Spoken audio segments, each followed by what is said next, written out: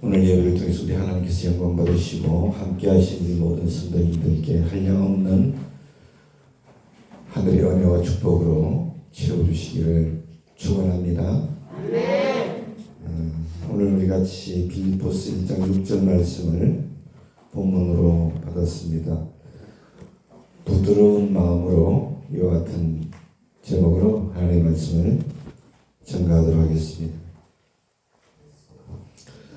사랑하는 여러분, 우리들이 아주 중요하게 생각하는 것들이 많이 있을 수 있습니다. 그러나 우리에게 정말 가장 중요한 것이 있다 그러면 그것은 우리의 마음입니다.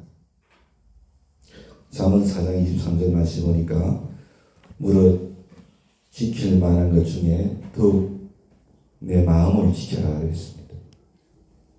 생명의 근원이 거기서 남이라. 근데 여러분, 그럼에도 불구하고 가장 소홀하게 생각하고 내버려 두는 게 마음이 아닌가 그런 생각이 들었어요. 여러분, 우리의 인생은 우리의 마음에 의해서 대부분 결정되는 것들이 많습니다. 그럼에도 불구하고 실제로 마음을 잘 지키고 살고 있지는 못한 것 같다는 생각이 들어요. 우리는 정신을 똑바로 차려야 됩니다. 왜냐하면 마음은 우리 스스로도 그 상태를 알기가 어렵기 때문에 그렇습니다. 마음이 우리 손이나 발처럼 눈에 보인다 그러면은 여러분, 더러우면 금방 압니다. 아프면 상처가 있으면 상처가 난 줄 금방 알지요. 그런데 우리 마음은 보이지 않습니다. 그리고 우리가 분주하게 살다 보면 특별히 우리의 마음이 어떤 상태인지도 잘 못 느껴요. 심각한 상태까지 갔어야 비로소 자기도 느끼고 딴 사람도 알게 됩니다. 여러분, 심각한 마음의 상태는 어떤 마음인가? 히브리서 3장 12절 말씀에 믿지 아니하는 악한 마음이라는 표현이 나옵니다. 이게 여러분 심각한 마음의 상태예요. 믿지 않는 악한 마음. 여러분, 이 말의 의미가 뭡니까?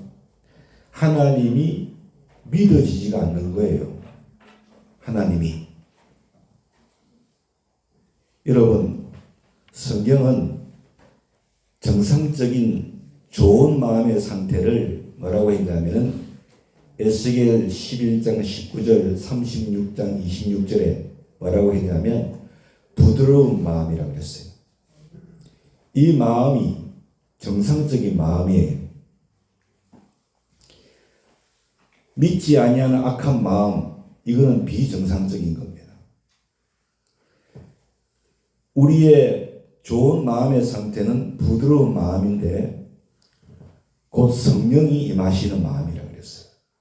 성령이 임하실 때 우리의 마음은 부드러워집니다. 이 부드러운 마음은 하나님이 나에게 임재하심을 압니다. 주님이 나와 함께 계시는 것이 믿어집니다. 믿고 싶은 게 아니고요. 그냥 믿어져 버리는 거예요. 할렐루야. 성령께서 임하시는 마음이기 때문에. 예? 그리고 주님의 말씀이 깨달아져 버려요. 그게 만약 어떤 마음이냐? 부드러운 마음이에요. 그런데 여러분, 안타깝게도 이 부드러운 이 마음의 상태가요, 교회 안에서는 예배 드리고 막 성령 충만하고 마음이 부드러운데 교회 밖을 나가면 금방 악하게 굳어져 버린다는 게 이게 여러분 안타까운 현실이죠. 이처럼 여러분, 악한 마음을 믿지 않는 악한 마음이라고 그렇게 말씀하고 있습니다. 주님이 나와 함께 계시는 게 믿어지지가 않는 거예요. 주님을 전혀 의식을 하지 못하는 거예요. 그래서요, 어떤 때는 저분이 예수 믿는 사람 맞나? 할 정도로요. 어떻게 예수 믿는 사람이 저런 말을 할 수 있지? 어떻게 예수 믿는 사람이 저런 행동을 할 수 있지? 여러분, 그분은 지금 제정신이 아닌 겁니다. 지금 주님이 나와 함께 계시는 것이 믿어지면 그런 말 못하거든요. 그런 행동을 못하거든요. 완전히 정신줄을 놓은 상태이기 때문에 그런 겁니다. 주님이 나와 함께 계시다는 것을 머리로는 아는데 실제로는 전혀 믿어지지도 느껴지지도 않을 때 바로 내게 믿지 않은 악한 마음이 생겨버렸다는 것을 여러분이 아셔야 돼요. 아시겠어요? 그 원인이 뭔가 하면 죄의 유혹입니다. 히브리서 3장 13절 보니까 오직 오늘이라 일컫는 동안에 매일 피차 근면하여 너희 중에 누구든지 죄의 유혹으로 완고하게 되지 않도록 하라 그렇게 말씀했어요. 죄의 유혹 때문에 욕심 때문에 우리의 마음이 악해져 버려요. 죄의 유혹이 우리 속에 들어오면 나타나는 현상이 뭐냐면은 마음이 완고해져 버리는 거라는 거예요. 그러므로 죄가 내 마음속에 들어오면 마음이 굳어져 버립니다. 욕심이 들어오면 마음이 굳어져 버려요. 마음이 굳어져 버리면은 더 이상 하나님의 음성이 안 들려요. 주님이 전혀 느껴지지가 않아요. 주님이 믿어지지가 않는 거예요. 여러분 가룟 유다 아시죠? 예수님을 팔려는 생각을 마귀가 딱 집어넣었을 때 유다는 그 생각을 품어버렸어요. 마음에. 우리가 쉽게 그런 어리석은 일에 빠지잖아요. 그렇죠? 마귀가 집어넣어주는 나쁜 생각에 내 생각이 내 속에 서둘 이렇게 들어올 때 여러분 그 생각을 우리가 그냥 품어버린다는 거예요. 계속해서 그 생각을 하고 또 생각을 하고 하는 것입니다. 그러면 어떻게 됩니까? 요한복음 13장 27절에 보면 마귀가요 유다의 마음에 들어가 버렸다 그랬어요.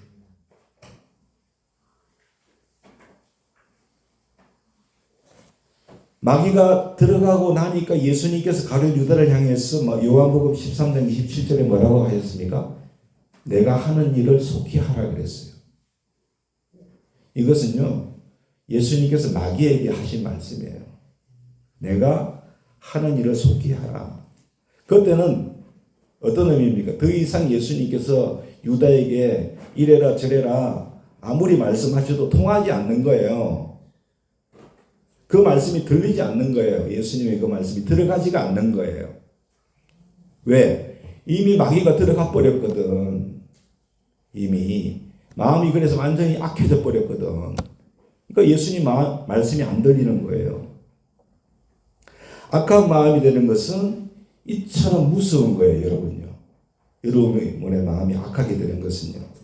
여러분 출애굽할 때 이스라엘 백성들이 그런 마음의 상태였어요. 히브리서 3장 7절 8절 말씀 보니까 그러므로 성령이 이르신 바와 같이 오늘 너희가 그의 음성을 듣거든 광야에서 시험하던 날에 거역하였던 것 같이 너희 마음을 완악하게 하지 말아라. 그렇게 말씀하셨어요. 마음이 완악해지고 굳어져 버린 거예요. 말씀을 들어도 안 들리는 거예요. 하나님 말씀이. 그런데 그걸 본인들은 못 느낀다는 게 문제예요. 히브리서 3장 9절로 10절에 거기서 너희 열조가 나를 시험하여 점검하고 40년 동안 나의 행사를 보았느니라. 그러므로 내가 이 세대에게 노하여 이르기를 그들이 항상 마음이 미혹되어 내 길을 알지 못하였다. 그렇게 말씀하고 있어요. 마음이 미혹되어서 완악하게 된 상태에서는요, 주님의 길이 보이지가 않아요. 주님의 길이요. 하나님은 항상 정확하게 우리에게 길을 보여주시는 분인 줄로 믿습니다. 그렇지만 마음이 미혹되어서 완악하게 되어버리게 되면은 하나님의 길이 안 보이는 거예요. 하나님의 길이. 그래서 내가 살 길이라고 선택한 길이, 내가 잘 될 거라고 생각했던 그 길이 그냥 엉뚱한 길로 나를 인도하는 거예요. 아브라함의 조건 롯처럼. 그렇죠? 그리고 그 결과는 주님의 안식에 들어가지 못했다는, 이건 참 중요한 말씀이에요. 마음이 완악해져 버리면요, 주님의 안식에 못 들어가요. 히브리서 3장 11절, 내가 노아에 맹세한 바와 같이 그들은 내 안식에 들어가지 못하리라 하였느니라. 그렇게 말씀했어요. 우리의 본향을 의미합니다. 하나님의 나라. 믿습니까? 완전히 하나님께로부터 버림을 받은 자들이 되어버렸다는 거예요. 그래서 여러분, 그 강야에서 다 죽었잖아요. 가나안 땅에 못 들어가. 여호수아 갈렙, 여러분 20세 이상으로 다 죽었잖아요. 그래서 여러분, 이상의 말씀을 통해서 마음이 굳어져 버린 상태가 되면요, 여러분 자신의 마음이 완고해졌는지 스스로가 진단을 할 수가 있어요. 지금 주님이 나와 함께 하신 것이 믿어지고, 그죠? 주님의 말씀이 내게 들린다 그러면 여러분의 마음은요, 부드러운 마음이에요. 그런데 주님이 나와 함께 계시는 것이 믿어지지가 않아요. 그리고 주님의 말씀이 들리지도 않아요. 기도를 내가 해도 주님의 뜻에 합당한 기도를 내가 드리지를 않고 있는 거예요. 그게 뭐냐면 마음이 완고해져 버린 거예요. 이런 형편에 있는 성도들이 의외로 교회 안에 많아요. 목회자들도 예외는 아니에요. 오늘 이렇게 예배의 자리에 나오셨지만 마음이 미혹되어서 굳어져 있는 분들이 이 자리에 계실 수가 있습니다. 지구촌 교회 진재영 목사님이라는 분이 계신데, 그분이 앞전에 있던 교회에서 목회를 하실 때 이 얘기예요. 앞전에 있던 교회에서 사역이 너무 어려우셨다고 그래요. 사역이 너무 어려워요. 그래서 하나님 앞에 나가서 기도할 때, 하나님, 제가 이 교회를 사임할 때 나를 괴롭히는 사람 5명, 그걸 좀 발표를 하고 내가 사임을 할 수 있도록 좀 해주십시오. 그렇게 하나님께 기도를 드렸다는 거예요. 그러니까 사역하는데 교회 안에 있는 사람들이 너무나 자기를 힘들게 했다는 거예요.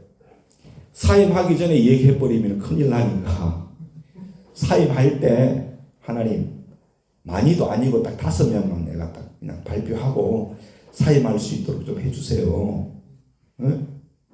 그래서 내가 교회를 떠나게 해주십시오. 그렇게 기도를 드렸다는 거예요.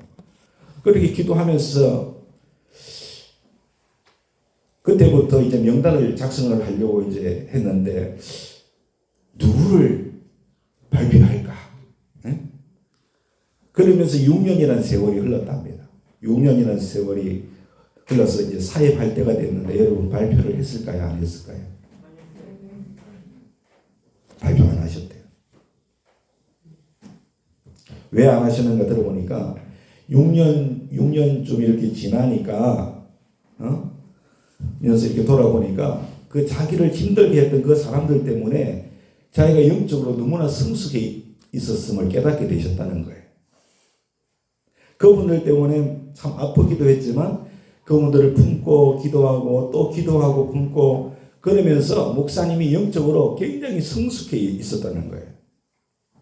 그래서 굳이 그분들의 이름을 발표할 필요가 없었더라. 그 얘기를 듣는데요. 저에게는 은혜가 되더라고요. 그 얘기가. 여러분, 우리의 마음이 미혹되어서 굳어져 버리면은 어떤 때는요, 정말 나중에 깨닫고 보면은 정말 하나님 앞에 내가 부끄러운 기도를 드렸구나 할 때가 있는 것 같아요. 그렇지 않습니까?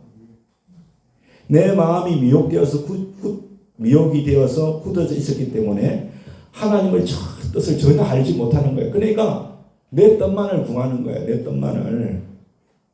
그 사실을 우리가 깨닫게 되는 것 같아요. 이런 기도는 하기는 하지만 정말 하나님께서 들어주실 수 없는 기도가 이런 기도가 아닐까 이런 생각이 듭니다. 어떤 목사님은요, 그분도 목회하면서 어려움이 있었는지 자기 주변의 원수들 싹 사라지게 해달라고 기도했대요. 정말 미운 사람들 다 사라지게 해달라고 그렇게 기도를 하셨다 그래요. 그런데 하나님께서 응답을 해주셨더니요. 어느 날 보니까 자기 주변에 미운 사람이 하나도 없더래. 원수가 한 사람도 없더래. 그 사람들이 사라진 게 아니라, 그 사람들이 없어진 게 아니라 다 있는데, 목사님 마음에 원수 같은 마음이 없어졌대. 미운 마음이 목사님 마음에서 사라져 버렸다는 거예요. 그렇게 미운 사람, 전에는 원수 같았던 사람, 그렇게 교회 안에 많았는데 전부 다 사라져 버렸다는 거예요. 하나님이 목사님의 마음을 부드럽게 만드신 거예요. 그러니까 여러분, 우리의 마음이 정말 놀라운 곳이잖아요. 그렇죠? 우리의 마음이 정말 놀라워요. 우리의 마음에 따라서 똑같은 사람이고 똑같은 환경인데도 불구하고 어떤 때는 지옥 같기도 하고 어떤 때는 천국 같기도 하고, 그렇죠? 그러니까 우리 마음이 얼마나 여러분 놀라운 것입니까? 여러분들의 마음이 완고해졌는지 여러분 스스로가 오늘 성령께서 깨닫게 해주신 거라고 저는 믿습니다. 할렐루야. 만약에 그렇다면 이렇게 고백할 것 같아요. 하나님, 제 마음이 완고해졌는데 제가 환경을 탓했네요. 제 마음이 완고해졌는데 제가 다른 사람을 때문인 줄 내가 알았네요. 하나님, 지금 내 마음이 완고해져 있으면 제가 깨닫습니다. 이렇게 저는 고백을 하시게 될 거라고 믿습니다. 요한복음 15장 6절에 보면요, 사람이 내 안에 거하지 아니하면 가지처럼 밖에 버려져 마른다 그랬어요. 사람이 그것을 모아다가 불에 던져 살라버릴 것이다, 그렇게 말씀하셨습니다. 여러분, 우리의 마음이 근본적으로 굳어져 버리는 이유가 어디 있는가 주님이 말씀해 주신 거예요. 우리의 마음이 죄의 유혹을 왜 받게 되는가 이 말이죠. 그 근본적인 이유가 뭔가 하니까 우리가 주님이 내 안에 거하지 않는다는 거예요. 그죠? 내가 주님 안에 거하지 않는다는 거예요. 그렇기 때문에 우리의 마음이 미혹이 되어서 굳어져 버린다는 겁니다. 아멘. 사람이 내 안에 거하지 아니하면, 그러니까 내가 주님 안에 거하지 아니하니까 내가 미혹을 받아가지고 마음이 굳어져 버리는 거예요. 내가 주님 안에 거하면 주님이 내 안에 거하시고, 그러면 내가 마음이 부드러워지게 되는 줄로 믿습니다. 그렇게 부드러워진 마음으로 살아야 우리가 하나님의 인도를 받을 수가 있어요. 그리고 얼마나 복이 있는지 성령의 열매를 맺게 되는 줄로 믿습니다. 그런데 마음이 굳어져 버리고 메말라 버리면은 전혀 주님의 역사를 경험하지를 못합니다. 또한 열매는 기대를 못하지요. 그러니까 얼마나 비참합니까? 그렇지 않습니까? 얼마나 비참해요. 불에 던져서 살라버린대요. 사람들이 모아다가. 여러분, 주님 안에 거한다는 것은, 잘 들으세요, 모든 문제와 염려와 근심 걱정을 다 주께 맡겨버리는 거예요. 그게 주님 안에 거하는 거예요. 할렐루야. 다시 말하면 주님을 완전히 내가 믿어버리는 거예요. 할렐루야. 이 믿음이 얼마나 놀라운 믿음이요 복인지 모릅니다. 그러니까 그 믿음에 마음의 힘을 얻는 거예요. 주님께 다 맡겨버리니까 내 마음이시고 내 마음이 그냥 부드러워져 버리는 거예요.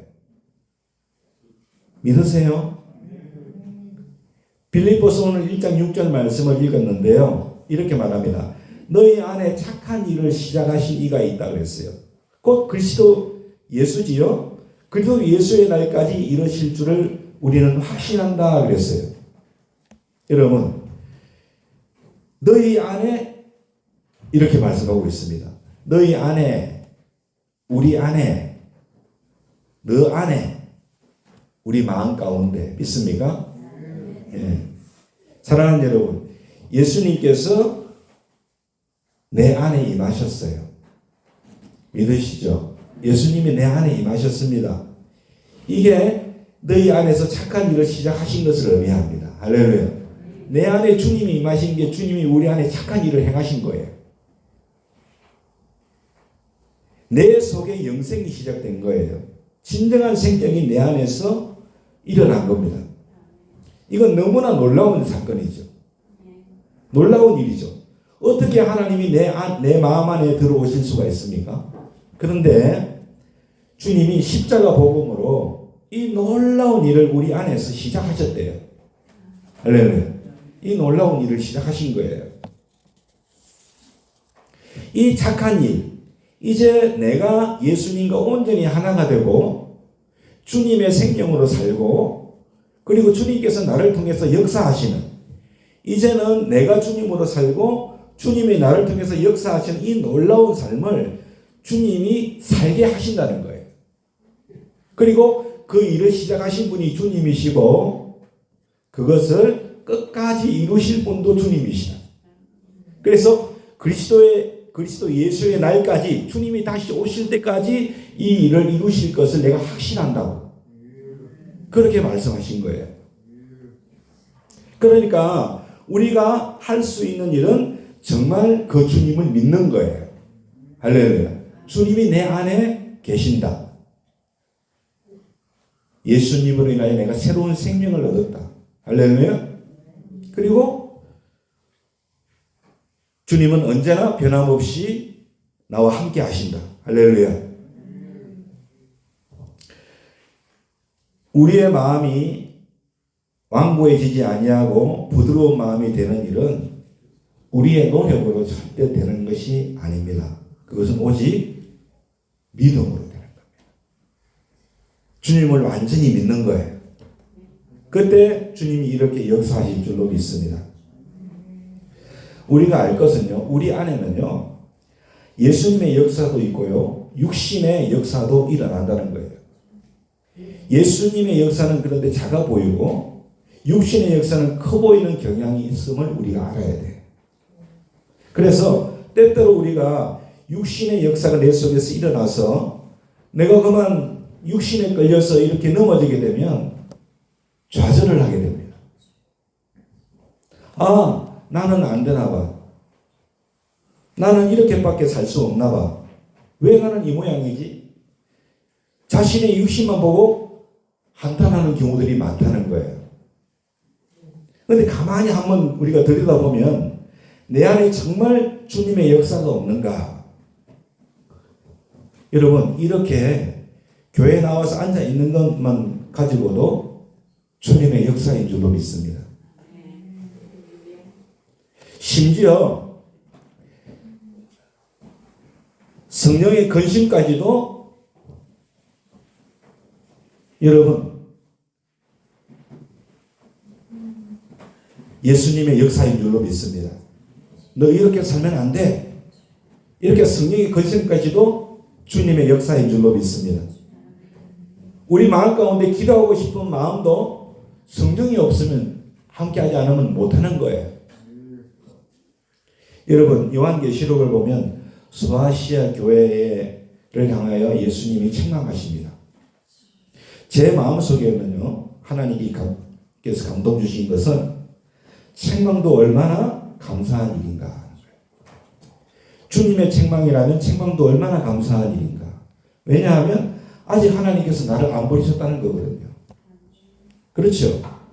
여전히 하나님이 나를 사랑하신다는 뜻이거든요. 사랑하는 여러분, 우리 안에 육신의 역사도 계속 일어나지만 주님의 역사가 분명히 있다는 것을 여러분이 아셔야 돼요. 그러니까 여러분이 그걸 더 크게 볼 줄 알아야 됩니다. 주님의 역사를 더 크게 보실 줄 알아야 돼요. 여러분이 진짜 믿음으로 우리 주님이 여러분의 인생을, 나의 인생을 바꾸는 그런 삶을 정말 살기를 원하신다면 여러분이 계속해서 주님의 역사에 대해서 스스로 더 감탄하고 감사하고 입으로 시인할 수 있기를 원합니다. 아, 주님이 이렇게 역사하고 계시는구나. 오늘 주님께서 나를 이렇게 교회로 이끄시고 계시는구나. 할렐루야. 예? 이렇게 하나님께서 일을 하고 계시는구나. 하나님이 나에게 기도할 수 있도록 해주시는구나. 할렐루야. 주님이 나를 이렇게 이끌어 주시는구나. 주님이 또 나를 이렇게 책망하시는구나. 그럴 때 비로소 우리의 영안이 조금씩 열리게 될 줄로 믿습니다. 주님의 역사하심에 대해서 전혀 반응하지 아니하고 육신의 역사에 대해서만 한탄하고 단식하고 넘어지니까 주님이 함께 계시는데도 불구하고 이 믿음을 잃어버리는 거예요. 나는 안 되나 봐. 나는 어쩔 수 없나 봐. 그렇게 되는 겁니다. 이건 여러분 정말 잘못된 겁니다. 이런 분들은 여러분 어린 가난 아기한테서처럼 배워야 한다고 생각합니다. 가난 아기 여러분 일어서서 그러려고 할 때 얼마나 많이 넘어집니까? 그렇죠? 그때 그 애가 그런 말 하다가 넘어져서 좌절하는 건 여러분 봤습니까? 아, 나는 안 되나 봐. 벌써 10번이나 넘어졌네. 나는 자세가 안 나와. 나는 왜 이렇게 뒤뚱거리며 걷지? 나는 그냥 기는 게 낫나 봐. 기니까 자세가 나오네. 이런 어린애를 여러분 보신 적 있습니까? 어쨌든 자빠지고 넘어지고 뒤뚱거려도 계속해서 일어나서 걷고 또 일어나서 걷고 그렇게 하다 보니까 여러분 그렇게 다 걸으시는 거 아니에요. 그렇지요? 한 번도 좌절해 보신 일 없잖아요. 우리 주님이 우리를 능히 세우실 줄로 믿습니다. 우리 안에 이미 오셨고요. 여기까지 이렇게 이끄시고 계시고요. 할렐루야. 말씀으로 은혜 받게 하시고요. 찬양으로 은혜 받게 하시고요. 기도하고 싶은 마음이 우리 마음에 일어나게 하시고요. 이게 다 성령의 역사잖아요. 여러분이 그 주님께 초점을 맞추고 계속해서 나아가면 성령께서 여러분을 이렇게 세워주실 줄로 믿습니다.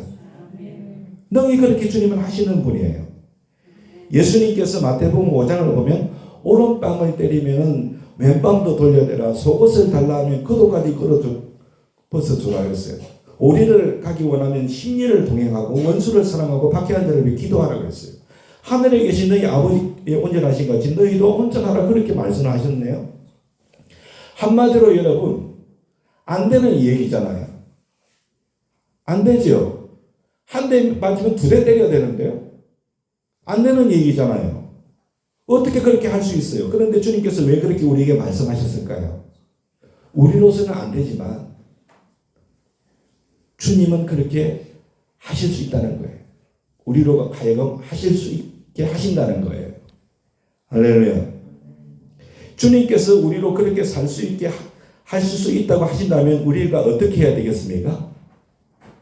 할렐루야. 하나님 감사합니다 그래야죠. 굳이 안 된다고 우리가 얘기할 필요 없잖아요. 그죠? 굳이 안 된다고 우리가 말씀드릴 필요가 없잖아요. 어떻게 우리를 그렇게 살게 해주십니까?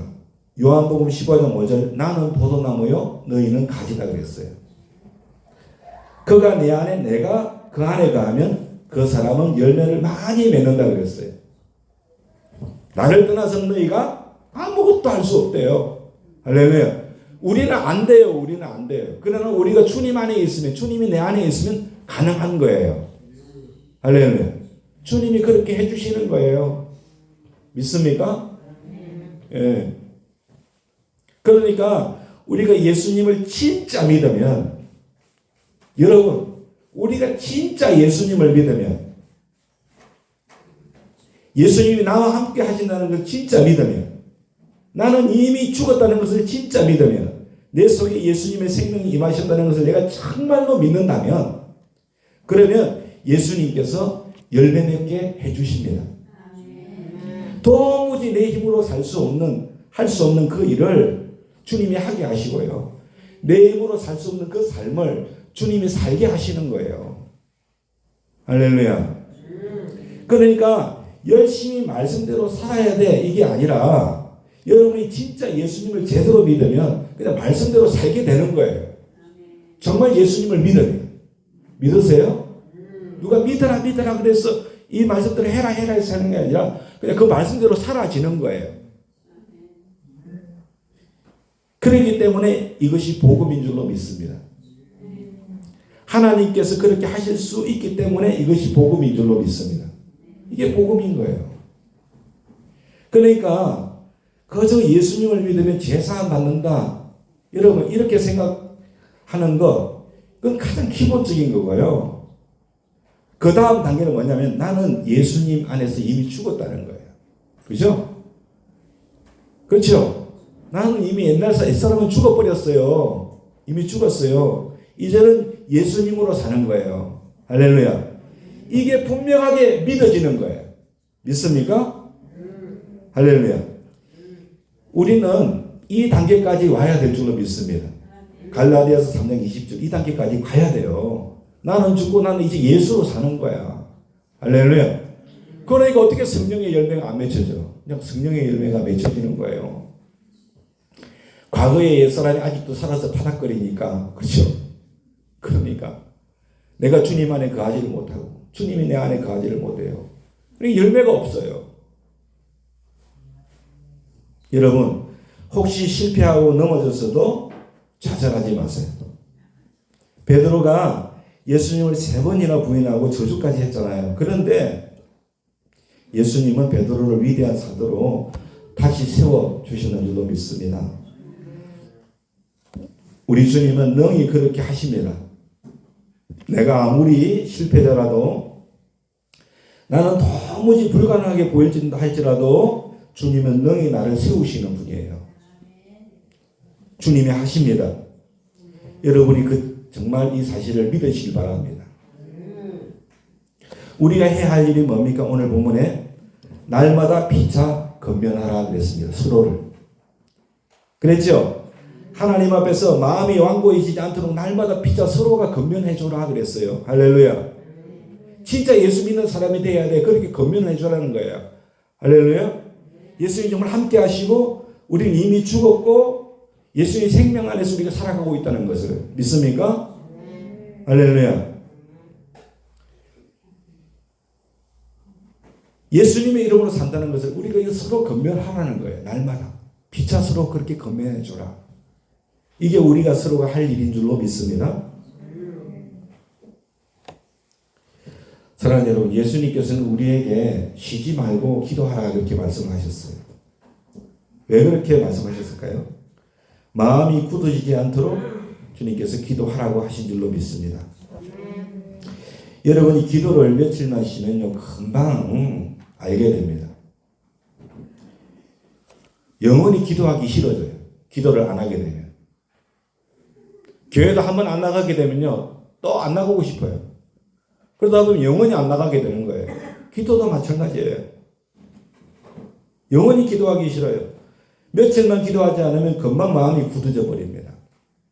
기도하지 않으면 여러분의 마음 상태가 여러분이 스스로 느낄 정도로 그냥 바뀌어 버려요. 빡딱하게. 그동안 여러분 일상이 바쁘신 가운데서도 힘든 가운데서라도 조금이라도 기도했기 때문에 그 정도 마음이 부드러운 거예요. 아시겠죠? 그 정도로 부드러운 거예요. 어느 목사님께서 2011년에 쓰신 일기가 있어 소개해드려요. 목사님이 얘기만 할 거예요. 목사님이 위기가 오는 생각이 든다. 일기를 썼어요. 마음이 무겁다.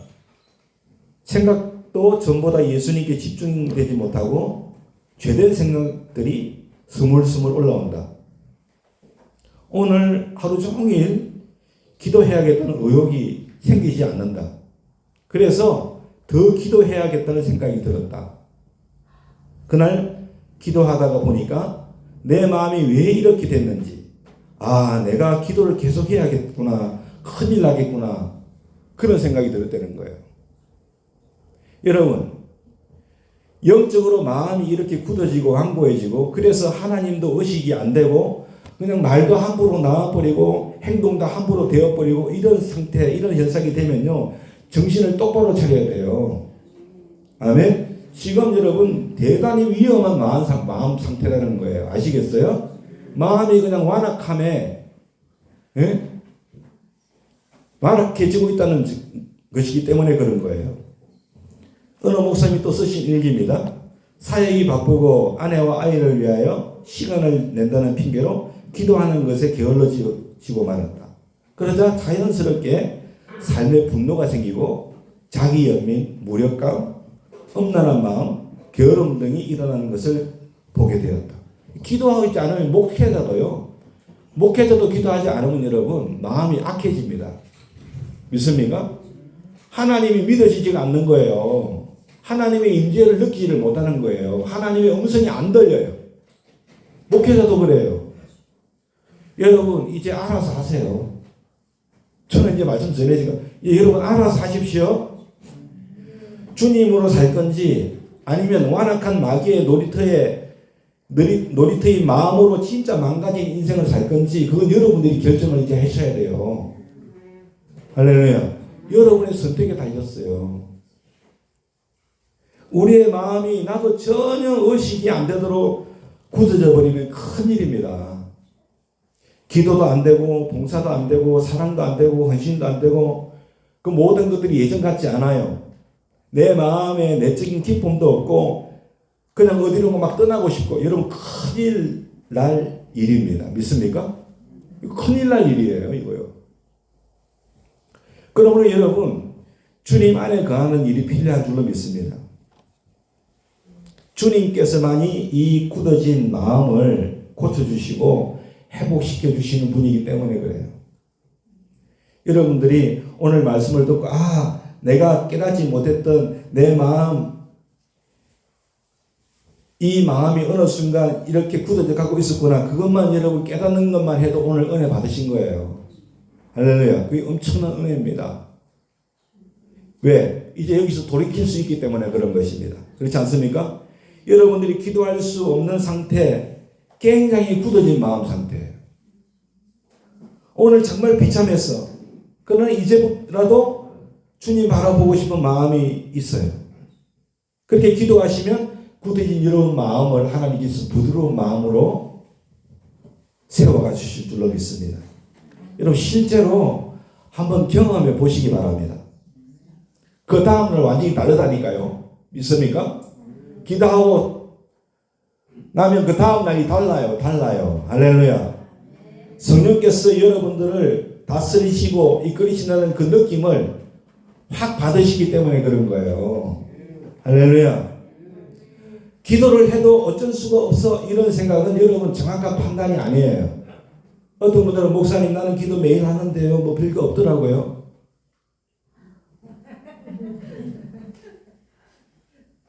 여러분 그렇게 말하시는 분들은요, 기도하면서 마음이 더 굳어지지 않은 상태로 가는 것에 있어서 스스로가 충분하게 깨닫지 못하고 만족하지 못하기 때문에 그런 거예요. 그나마 그렇게 기도하니까 그나마 마음이 부드러운 그 정도예요. 여러분들이 기도할 때 기대하는 게 뭐예요? 기도할 때 정말 내 마음에 샘솟는 기쁨이 막, 그죠? 감사가 넘치고 하나님의 말씀이 너무나 분명하게 들리고 여러분의 마음속에 담대함이 생기고 지혜도 생기고 여러분의 일을 감당할 수 있는 능력도 주시고, 여러분께서 그런 것을 기대하면 그렇지 못할 때 기도해도 소용없네, 그죠? 그런 생각을 하실 수가 있는 거예요. 그런데 여러분 하나님께서 우리에게 그렇게 역사하시는 것은 우리가 원할 때 그렇게 역사하시는 게 아니에요. 우리가 아주 작은 일에도 기뻐하고 기도하면서, 할렐루야, 아주 작은 일에도 감사하고 주님을 계속 우리가 인정할 때 삶에서 믿습니까? 어느 순간에 우리도 모르는 사이에 그런 성령의 충만함이 임할 줄로 믿습니다. 담대함을 주시고 지혜도 주시고 할렐루야 기쁨도 주시고 능력도 주시는 거예요. 할렐루야. 그러시면서 주님의 역사에 눈이 뜨이는 단계까지 우리가 가게 될 줄로 믿습니다. 여러분 목이 마를 때 뭘 마십니까? 물을 마시죠. 예. 근데 요즘은 건강에 좋으니까 물을 자주 마시라 그러죠. 하루에 얼만큼은 이상의 물을 마셔라 그렇게 하잖아요. 그 말은 뭐냐면은 목이 마를 때만 물을 마시지 말고 목이 마르지 않아도 물을 마시라는 거예요. 그렇죠? 근데 대부분의 사람들은 목이 말라야 물을 마셔요. 그렇죠? 내가 목이 마를 때 그때 나에게 물이 필요하다라고 하는 것은 여러분 맞지 않는 말이래요. 물론 그때도 물이 필요하지만 몸에는 수분이 필요한데 목이 안 마를 수도 있다는 거예요. 안 마를 수도 있어요. 그죠? 그렇기 때문에 대부분 물을 적게 마십니다. 목이 마를 때만 물을 마시니까. 그래서 여러분 규칙적으로 물을 마셔라. 그렇게 말을 하는 거예요. 의사들이. 시간을 정해놓고 물을 마셔라. 목이 특별히 마르지 않아도 물을 마실 필요가 있다라고 하는 것이죠.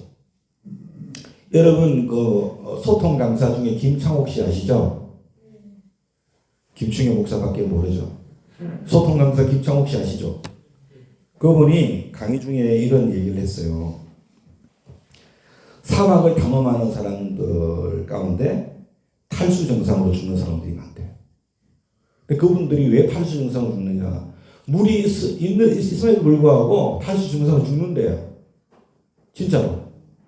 왜 죽느냐 하니까 사막에 가면 엄청 더우니까 땀이 나도 곧 말라버린대요. 땀이 나도 곧 말라. 그러니까 사막을 걷는 사람들은 자기가 지금 목이 마른지도 모른대. 모르는 그런 상황에 놓이게 된다는 거예요. 그래서 목이 마를 때 물을 마시면 그때만 물을 마시면 탈수 증상으로 죽는다는 겁니다. 그러니까 사막을 갈 때는 수시로 물을 마셔야 돼요. 수시로. 그래야만 죽지 않는다는 거예요. 누가 얘기했다고요? 소통 강사 김창구 씨. 그분도 뭐 뜬금없는 얘기를 했겠어요. 다 근거 있는 얘기를 했겠지. 그죠? 얘기를 했어요. 수시로 물을 마셔야 되는 거예요. 그래서 사막 같은 데서 목마를 때 물을 마시면 큰일 난다는 거예요. 그러니까 시간을 정해놓고 물을 마셔라. 여러분 우리 육신도 그런데 우리의 영혼 더 할 줄로 믿습니다. 그렇죠? 영혼의 목마름 자체를 우리가 느끼기가 어렵다니까요. 영혼의 목마름. 여러분 언제 영혼이 목마를 때입니까? 목마른 사슴 시냇물을 찾아 가라듯이 내 영혼 주를 찾게 가. 언제 우리가 영혼이 목마른 겁니까? 영혼의 목마름에 대해서 갈급함에 대해서 잘못 해석하는 사람들이 많아요. 오늘 말씀을 근거로 해서 말씀드리면 내 영혼이 목마를 때는요. 갈급할 때는 언제입니까?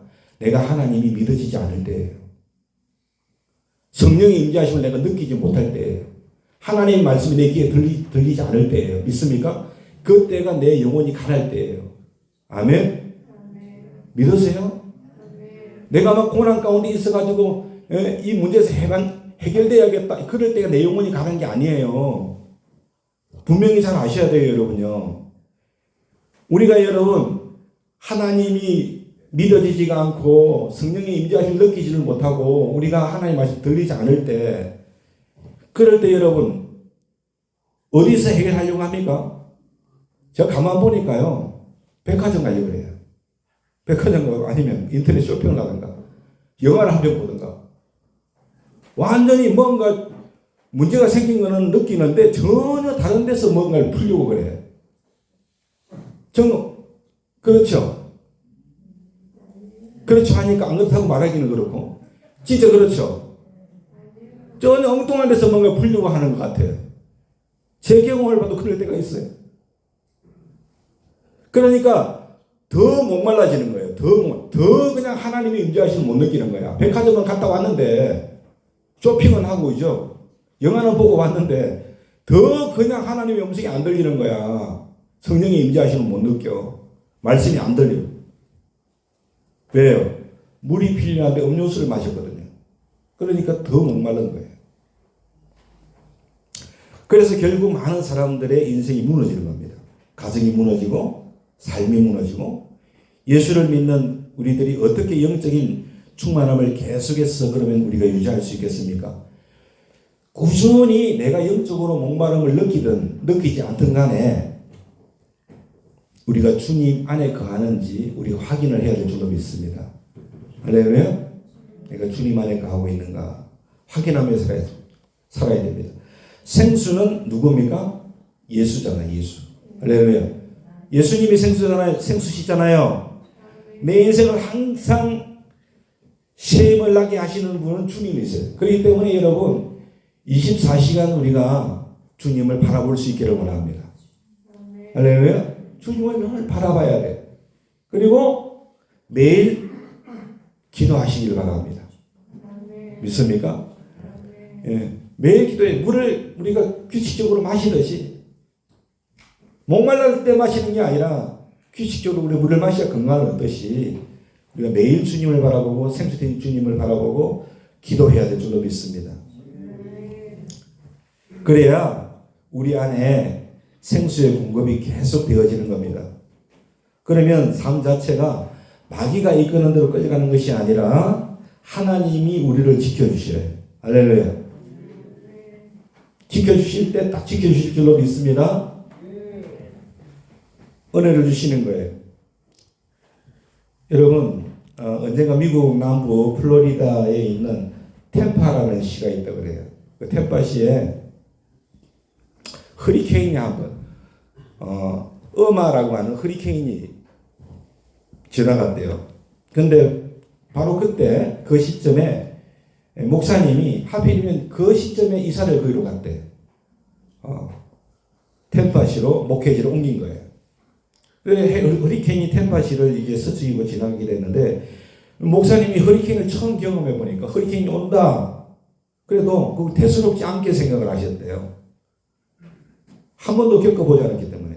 근데 점점 TV를 보니까 방송에 나오는데 캐리비안 섬들의 그냥 허리케인으로 초토화되고 이런 뉴스에 나오고 한국에서도 걱정이 되니까 사람들이 전화를 하시고 그래서 뭔가 좀 대비를 해야겠다. 목사님이 그렇게 생각하셔가지고 마트를 가셨대요. 마트를 가셨는데 마트를 가보니까 완전히 전쟁터더래요. 전쟁터. 물도 음식도 구할 수가 없더래요. 오는 길에 차에 기름을 넣으려고 했더니 주유소에는 차들이 얼마나 줄었었는지 결국은 기름도 못 넣으셨대요. 그때서야 목사님 마음에 두려운 마음이 들기 시작하더래요. 아, 이거 큰일 난 거 아닌가? 사람들은 대피한다고,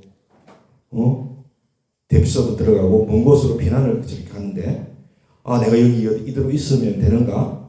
이런 마음의 걱정이 막 밀려오더라는 거예요. 이런 기간을 보낸 것을 페이스북에 쓰신 글이 있었어요.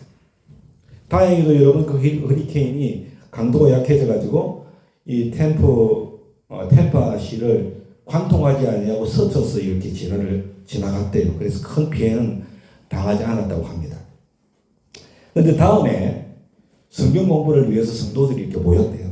모여서 이제 서로 안부를 묻잖아요. 안부를 물으면서 어떻게 지냈냐고 어떤 느낌을 받았냐고 그런 얘기가 자연스럽게 나왔다 그래요. 근데 한 성도가 한 분이 이렇게 말하더래요. 처음에 허리케인이 온다고 해서 대수롭지 않게 그렇게 생각했는데 중간에 막 경로가 바뀌고 그래서 템파시로 이렇게 막 허리케인이 오는 장면이 뉴스에 나오고 하니까 마음이 너무 두려웠다는 거예요. 그래서 목사님처럼 이게 뭡니까 생필품 살려야 했는데 다 품절이 되고 주유소에 가도 기름도 없고 비랑 갈 수도 없고 그래서 그때 너무나 두려웠다는 거예요.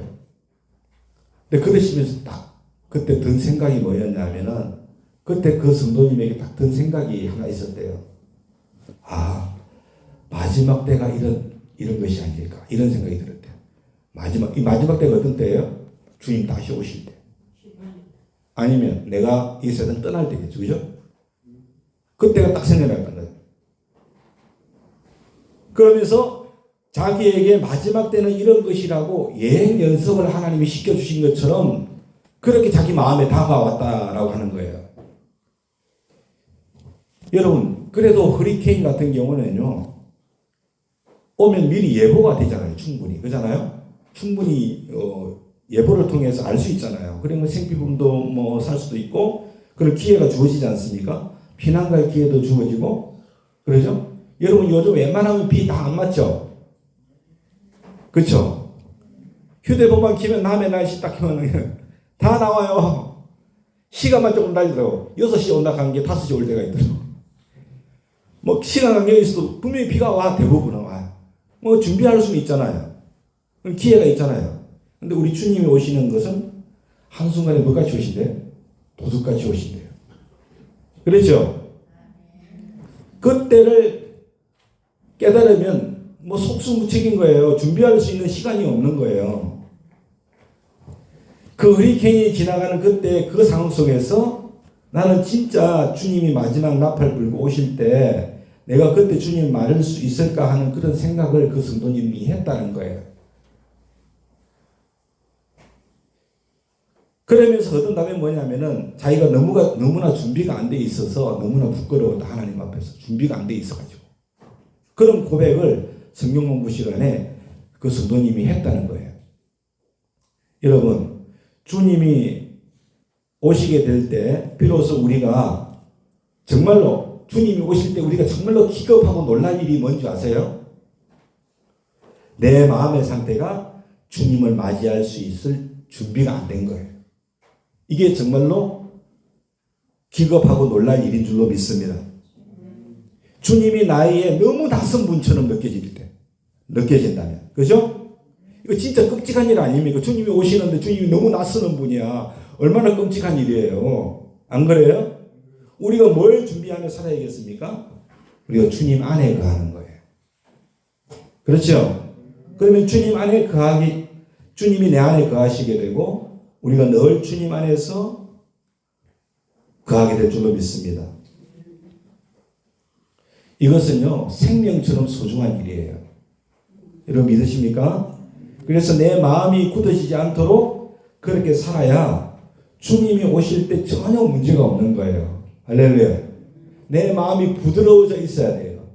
믿습니까? 주님의 말씀이 들리고 주님의 임재하심을 느끼고 주님의 살아계심을 내가 확신하면서 그래야 주님이 오실 때 전혀 문제가 없는 거예요. 우리는 준비가 다 잘 된 상태입니까? 오늘 이 시간에 여러분 지금 주님이 오신다. 그때 나는 문제가 없나? 그런 기준으로 우리 스스로를 살펴봐야 될 줄로 믿습니다. 오늘 여러분에게 가장 중요한 기도의 제목이 뭡니까? 주님, 정말 주님께서 제 마음을 어루만져 주시기를 원합니다. 할렐루야. 내 이 딱딱해지고 굳어있는 마음을 주님 만져주세요. 할렐루야. 이것이 우리에게 지금 이 시간에 가장 중요한 기도 제목인 줄로 믿습니다. 내 마음이 풀어지고 부드러워지는 것은 절대로 우리의 의지로, 우리의 노력으로, 결심으로 안 됩니다. 우리가 할 일은 제가 지금 주님 안에 거하기를 원합니다. 주님, 내 삶을 주님께 전적으로 다 맡겨버리기를 원합니다. 할렐루야. 주님께서 제 마음에 임하셔서 제 마음을 완전히 바꿔주시기를 원합니다. 완악한 마음을 부드러운 마음으로 완전히 바꿔주시기를 원합니다. 할렐루야. 그래서 여러분이 그 은혜를 누리실 수 있기를 소원합니다. 이 시간 우리가 정말 응답받을 것은 내 마음이 바뀌는 거예요. 오늘 교회 올 때와 교회를 나갈 때 여러분 우리 마음이 바뀌어야 됩니다. 할렐루야. 하나님이 내 마음을 부드럽게 해주셨어. 할렐루야. 주님이 나와 함께 계시는 것이 너무나 분명하게 나에게 믿겨져. 아멘. 그래서 주님이 나에게 원하시는 게 뭔지 내가 깨달았어.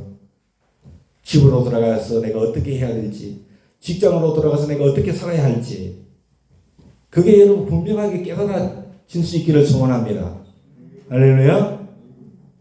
그렇게 우리의 마음이 부드러워질 수 있는 은혜가 이 시간 함께하기를 예수님의 이름으로 축원합니다. 믿습니까? 할렐루야로 주님을 맞을 수 있는 저와 여러분 되실 수 있기를 예수님의 이름으로 축원하고 매일매일의 삶이 주님의 임재 안에서 할렐루야 믿는 사람으로서 말하고 믿는 사람처럼 행동할 수 있는 그런 은혜가 충만할 수 있기를 예수님의 이름으로 축원합니다.